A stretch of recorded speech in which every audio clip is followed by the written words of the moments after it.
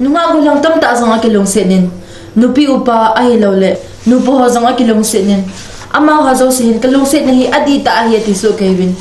Ahi le nang geldana itabang ho lung set na dita ahi dem. Te geldan wang lung set dita kitihi amit mo na ngai dam ding agan thi ha sana pan pi ding sule lung set dita kitihi sanadang ka cho thelo ho mana mu thelo lai set chunga len pen dan ka gele sule mi kim khat loi khat wang chun kalung set na hi adita he tin ati jiwen anuk lo phat le khachinu khachipa tin mun ta akidam to jiwen na ichi ke geldan wang lung set dita pun te tin ka gele ola nang itin ni gela Kin zong di ka sa thove. Ahi le tun lung set dita kiti lakhat. Mama le cho chongin het he dinga thodo. Glena thangpui na sa ajuve ki ta heti o. nge vete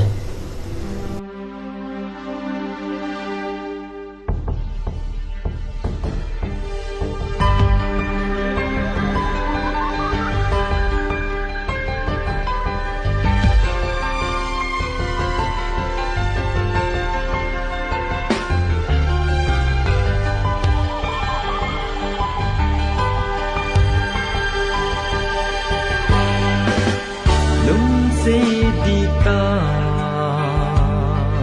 Zingka may bul bangin Tamhat kalau din among zeng ko Hingelin nang ma ko ngay na Hingelin ka hindong sina Lung sile ka Tisan kain jitsu Tijanat bang sanghin Nang madingin Tisan pangamin kapang jingit na hibobe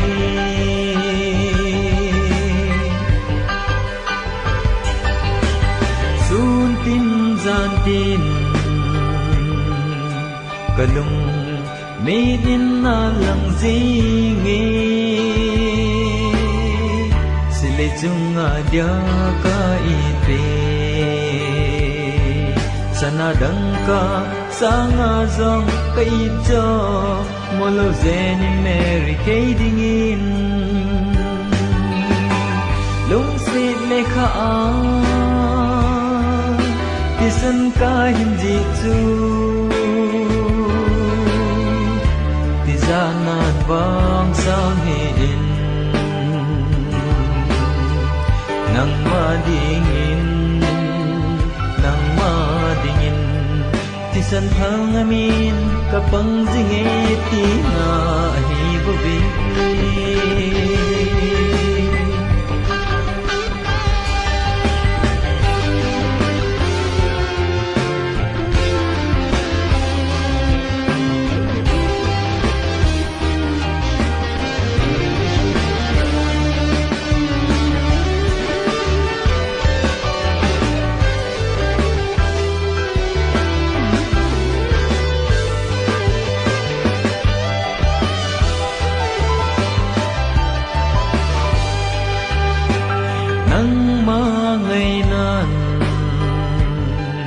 Lon hi ai chụp đan gì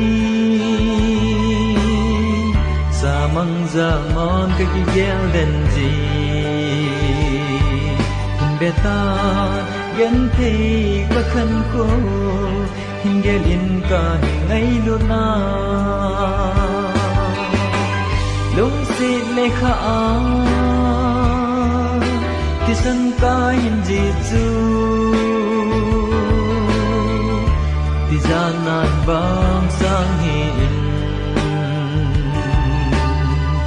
Nang madingin Tisan pangamin kapang jingit na hibobe Nang madingin Tisan pangamin kapang jingit na hibobe